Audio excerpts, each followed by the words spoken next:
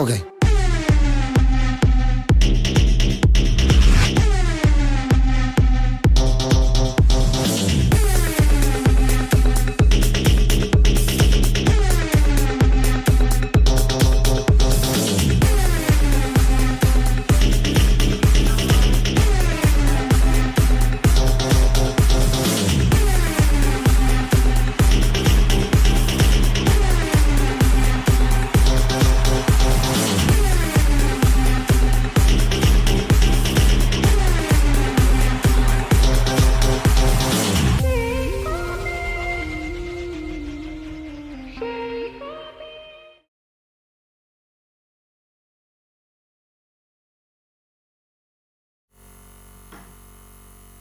Thanks so much.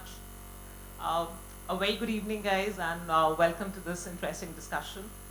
So while, we've heard this many a times in terms of saying, half of the money that I spent in advertising went in waste, right? I don't know which half. While this adage was uttered over hundreds of years ago, and we've heard various versions of it, the reality is that, as digital came in and, we've had measurability metrics come into play, the adage still continues, right? So what we are here today is to discuss how exactly has the market evolved and what are the things that can be done so that we're able to really start measuring it. And also the question, the million-dollar question, is it worth investing that 15-20% additional to monitor that 80% that you're spending, whether it's useful or not? So the very first one, so I think, it's an interesting combination that we have out here. So I belong to an agency. We have two people from the publisher end and one from the brand side. So it's an interesting mix of questions that we have today. So the first one for you is for Samir. So, as a brand custodian, so what are the challenges you've been facing, right? And how do you see that, programmatic has been able to solve for a lot of these problems for you? Thanks, Anushree. I'm part of the e-commerce team at MaxLife, and our business objective is growing our business and achieving market leadership in life insurance.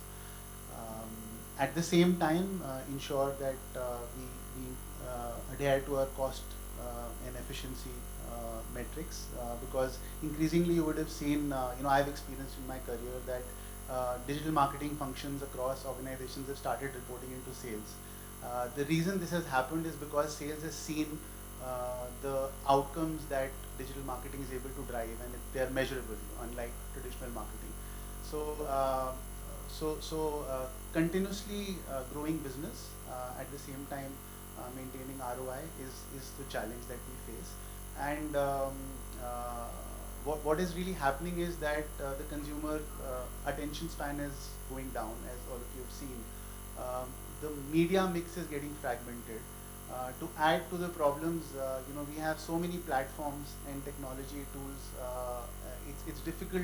It's impossible job for a marketer to figure out, which platform to use to reach your target audience at the right time. And I think that's would summarize what we're trying to solve. And how about the new age problems in terms of fraudulent activities, bots, unstructured data? So how are you really looking at all of that? So the inherent advantage that we have of being an insurance company is that as the first step itself, we ask for a lot of information from the prospects, right? So that enables rich first-party content, first-party data for us, and also helps us enable optimizing our marketing dollars for the right objective. While we are able to minimize fraud to a large extent, but yes, we do get a lot of fraud in terms of accidental clicks, bots crawling through our journeys.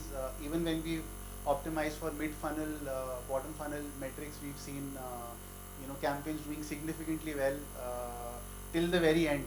Till the last payment summary page, we see everything green in the funnel, and then the payment doesn't happen. So we'll scratch our head over days, ki hua kya, and eventually figure out, that this campaign is actually being run by bots. So yeah, so these are some of the challenges that we continuously face. Thanks. Pranjal, this one's for you. So, you've been in this space for quite some time. So how's your journey been so far? From the time that you set up the entire programmatic piece, and to now? How have you seen the market evolve? It's been one hell of a ride, I would say, since the time we started our operations or our business in India. And what Samir has been alluding to, we keep on hearing about it from a lot of our brands who come to us to kind of solve for these problems. But just going back, I feel, when we started like many years back now, programmatic was seen as just this new shiny toy where people wanted to like put in single digit percentages of their digital spends. And in fact, just digressing a little bit, Tanushri here, but I just came out of the session on metaverse in the other room where they were exactly discussing this, that currently brands are putting in like a 1% or a 2% of their overall spends on metaverse. So it just took me back in those times when programmatic was being discussed in this fashion. But just fast forward to today, where now programmatic for many brands is around 40 to 42% of the overall spends from their digital pie. So it's been, and it's taken the entire ecosystem, right? It's like how we say you take a village to raise a child. It's exactly that. To bring programmatic to this place, it's the entire ecosystem that is being responsible, right from the brands on one side to the publishers and consumers on the other side, where brands now see a lot of value in the whole promise of programmatic, which has not changed. Like at a very basic level, the right message to the right person at the right time, that adage has not changed. That is exactly what programmatic is trying to solve for. And the whole transparency piece, or actually knowing whether on the other side it's actually a person or a bot, is something that the industry is solving for, to Samir's point. So it's from the brands to the agencies who are putting in a lot of effort now to build the programmatic practice, to put in the right resources who understand programmatic and can give the right advice to their brands and clients, to technology providers like us, the DSPs, SSPs, CDPs, DMPs, all of us who are working to create that technology, to create that transparency in the ecosystem, to of course the publishers and the end consumers who are now looking at consent and various different ways in which we can bring in more addressability in the entire supply chain. So I think from that perspective, we have come a long way. Of course, there is a lot more to happen and a lot more that we need to travel. We are all now staring at the cookieless future. Everybody's striving to kind of find solutions to it. We'll get there. But for now, I feel that we are at a spot where people are more hungry to understand where each rupee or each paisa that has been invested is going, and what is the ROI on each investment. True, true. I think that's been one of the biggest things, right? So like, I mean, we have seen an era when it was a lot of education. So like, I mean, right from scratch, you had to tell people what programmatic is, how will it deliver, and that's how we've reached this particular stage. And like you rightly mentioned, right? I mean, it's very similar to the metaverse story that we are going through right now. In fact, this brings me back to like a funny instance when a client said that programmatic is like God. And the reason why he mentioned that was that it's as good as your faith. It will completely do what you believe that it will do for you. So, that was the era from which we were working on, and to this date when we are really looking at that helping us solve business problems. I think it's been a huge transition. So Nitin, what according to you has changed? How have you seen the system evolve? You've been a leader in the space. Yeah. So as Pragya said, that's been a hell of a ride. To be honest, when we started with the programmatic piece, we started building the technology and all that. Earlier, we used to see the basic level of frauds happening, like domain spoofing and IP spoofing. A lot of crap traffic was there. That was completely fraudulent. That was not adding any value to anyone. But with the time, the frauds are getting sophisticated. With every day, you see a new type of sophisticated fraud in the market that's present, that's hampering the brands and the marketers their spend. So it has changed a lot, but still a lot is yet to be done to overcome those challenges And I think we should be the front runners, understanding the ad fraud before that happens. So we have multiple technologies, we work on multiple data sets, algorithms and everything. But before the next type of fraud hits the market, it should be our duty to understand what kind of new frauds the fraudsters are working on. What can we do to help the brands, trust the programmatic piece again, spend more money, get the better performance that they should. So the market has evolved. Obviously, the ecosystem has changed a lot, but still a lot has to be done. True. So I think preempting, how the market would evolve, how the consumers would, is something that you're saying, is key. So just an add on to the question that we had. How are you working around it? Is there some special tech that you guys are putting together? Yeah.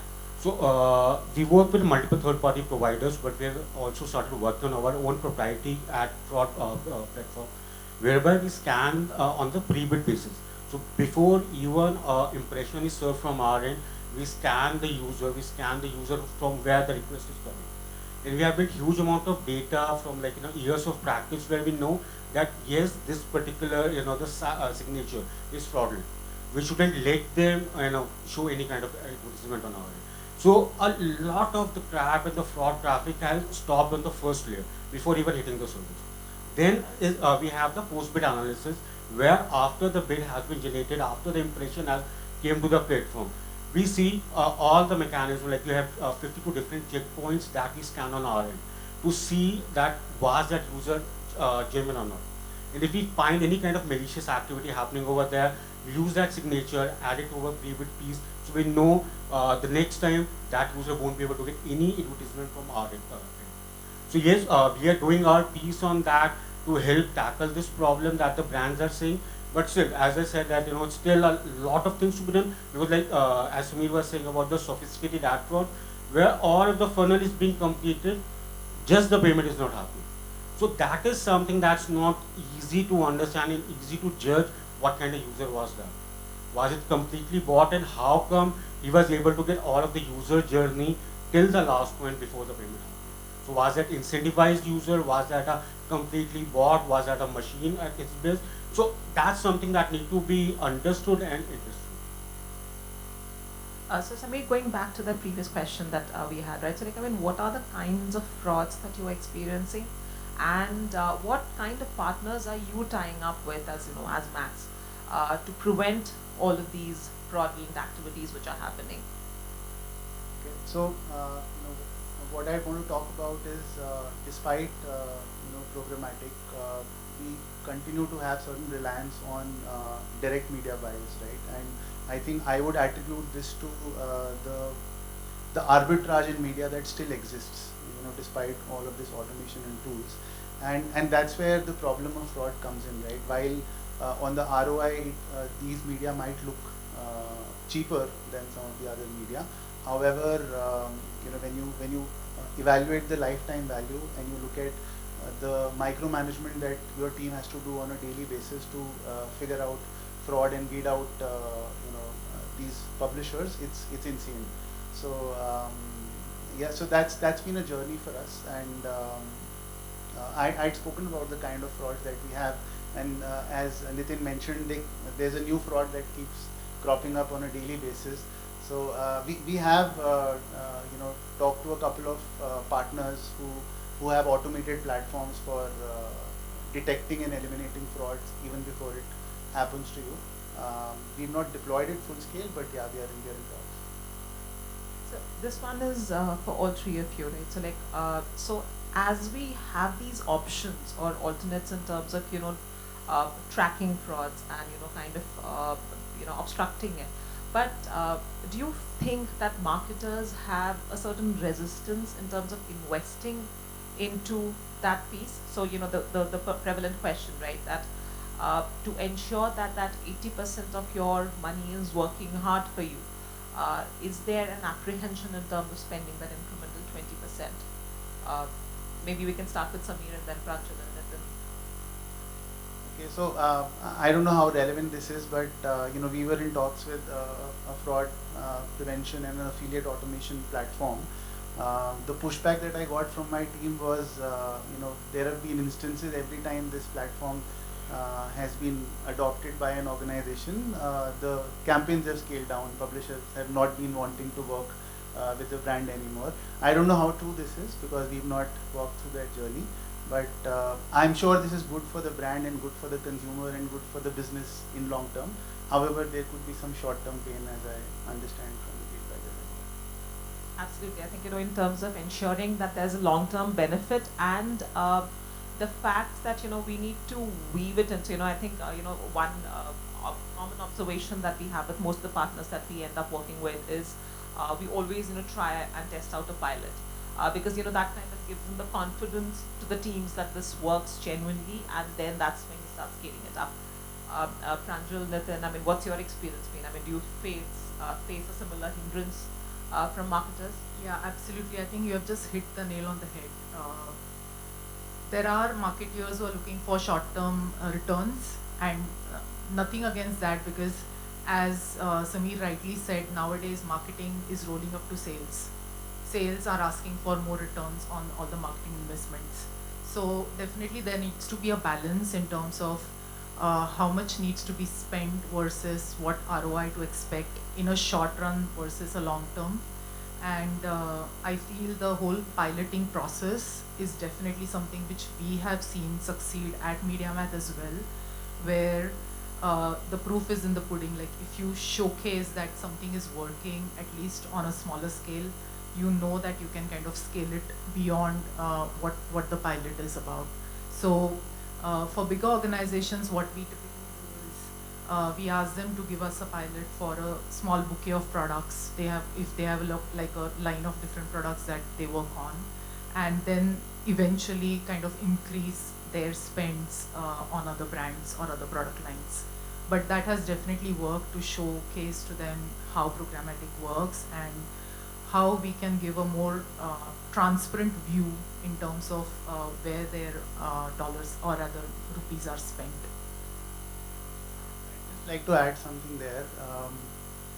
I was reading up this report, I think it was a LinkedIn report, which said that about 78% of digital marketers today are optimizing for a window which is much lesser than their sales cycle. So for instance, the sales cycle in e-com is a week. The sales cycle in travel could be 10 days, 15 days, and insurance could be as long as 3 months. Most marketers today are optimizing for a window of less than a week or sometimes a day, right? And I would want to absolve the digital marketers of this, this practice, because it's top down, right? You look around you. I've been in multiple industries. Business managers, leaders are not able to think beyond a month or a quarter, right? The conversation you will have with your leadership will be कि अगले महीने का target कैसे होगा, right? And as a marketer, you are hammered with this philosophy of getting immediate gains again and again and again. So you're not able to think beyond 3 months, 6 months. But what you should really do is look at how long your sales cycle actually is, and then work towards optimizing or marketing. To add to that, sorry, Nitin. Just to add to that, the whole programmatic cycle, how we speak about it is like it's a very crawl, walk, run phase. So unless and until you give the machine or the AI data or inputs to kind of reach that running phase, it's not going to work for you. So thinking short term in terms of like a week's sales cycle and hence looking at whether it has given you results or not, is not a right way to look at it. And what Sameer is saying is absolutely right. Like that is how many organizations are looking at it. But when you have that vision of putting together an ad tech stack or a strategy in place for a long term, that really we have seen gives excellent results to the business. So what I'll say is that for programmatic, it not only gives you performance, it also brings you exposure. It gets you like millions and millions of views. You can reach out to millions of users showcasing your ads. So not only you're getting the performance from the programmatic marketing, but you are also reaching out to millions of users who might not convert today or tomorrow, but maybe after a period of time, after maybe a week, after 10 days, after 15 days. And what we have seen is like most of the marketers are not able to believe that the view through contribution for a campaign is something. They're just looking towards like, the end click, the last click contribution for a particular campaign. That were a very small sales cycle. Like, we get a say cookie period of less than 7 days or less than 3 days. And they ask us to, like, get the performance out of that. Now, with the programmatic, again, as Brenda said, the challenge is with the data. If we have the data sets, if we have the data coming to our platform, to our AI engine, we'll be able to optimize the campaign. The AI will be able to optimize the campaign itself and get the better performance. But it has to be on the both sides that, the ultimate target should be understood from the both sides that yes, we need a longer period. And again, talking about the fraud as well. So, why that you were asking that, brands have apprehension towards using the fraud tools and all that. So there are two type of brands that we have seen. One who have the tools, who are willing to spend on the tools and use them. And second, who are not willing. And the clients who are not willing to use the fraud tools right now. What we see is that we get the offline data reports from them. Like, we'll send you the data after 10 days, 15 days, their CRM data. Now, while we get the basic level of data from them, there's no way we can map it back to the buying patterns that we have seen. So we cannot identify what kind of fraud happened or what kind of data was there. But if we are getting a real-time data from a fraud tool about what wrong was happening, it's very easy to understand and very easy to take action to remove the frauds, optimize towards the conversion, get a better funnel from end to end. Totally. So I think, two pieces of information that I really picked from here is, one of course is the brand effectiveness that cannot necessarily be short term, right? So you have to plan for the entire campaign, plan for a longer duration. And the second, of course, is in terms of attribution. It is not always fair to measure programmatic with the last click attribution. So, how do you really map it back to the entire customer journey becomes the critical point for us. Fair. So coming back to the question, Pranjal, so, as leaders in this space, right? So what kind of new tech are you guys investing into? And, how do you feel that, that will really transition or change the way the market is currently working?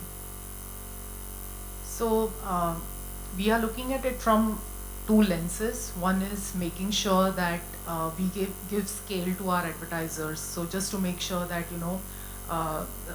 different mediums can be reached by our consumers or by our advertisers, which is to say investing in CTV, mobile, display, video, all kinds of native, all kinds of formats. So there is a scale angle that comes into play. Now once you gain scale, you need to ensure that you are actually reaching addressable media, right? It shouldn't be the bot traffic. So for that, MediaMath actually has been putting in a lot of effort in an initiative called Source, which basically is making sure that 100% of MediaMath supply is transparent and addressable. And how we do that is basically have tie-ups with our SSPs, and we release something called as an SSP scorecard on a monthly basis, and we rate these SSPs on various different parameters. So it could be things like whether the SSP is sending us fraud and IVT signals, whether the SSP is telling us what is the impression counting method that they are using, whether they are telling us what are the identity providers that they are supporting, and so on and so forth. There are some 9 different parameters that we rate the SSPs on. So what this helps is for the advertisers or agencies to look at which SSPs are performing well, but we also go one level further where we also say which domains are working well for them. So you can actually look at which publisher partners are working well for your brand in terms of all of these parameters. And this particular method is also future-proof in a sense because it also has got a signal for identifier signals that we are getting from the SSPs or publishers. So since we are all staring at the cookieless future, this is going to be very important that a particular brand is using a particular type of identifier. We all know there are some 7 or 8 different identifiers that are currently being tested on and worked upon. So if a publisher is supporting the identifier that is being used by a brand, then you know that you are reaching to the right publisher. or you know that you're reaching to your users in a way that they are addressable. So that is one technology that we are putting together. It's very unique to MediaMath as a DSP in this space, and a lot of our clients have seen good ROI or returns on various different KPIs and parameters that they are using this source scorecard for SSPs. Interesting. I think that's definitely going to change perspectives for marketers like Sameer in terms of gaining some faith in terms of transparency. Nitin, how about you? What are the things that you guys are investing into, and how do you think that we can convince people like Sameer to jump onto the programmatic bandwagon? When we talk about programmatic, like majority of the brands think that they have to bid on the CPMs and hope for the conversions to happen. All right, this is a normal mindset for a brand person. Is if you are on programmatic, CPM is the bidding, and then we'll see how the funnel conversion is happening. What we are doing at our end is we have just recently launched our own self-serve platform that's made only for the performance marketing from the programmatic inventory. So we are providing 100% transparency on what kind of applications or the providers are there from we are buying the inventory, at what price point on the CPMs, what are the clicks you are getting, the CTRs, the conversion that you are seeing.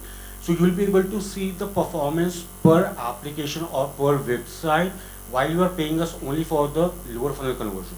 You don't have to pay us for the CPMs or CPCs, you pay us only for the conversions, be it the leads or registrations or sales, installs, transactions, whatever.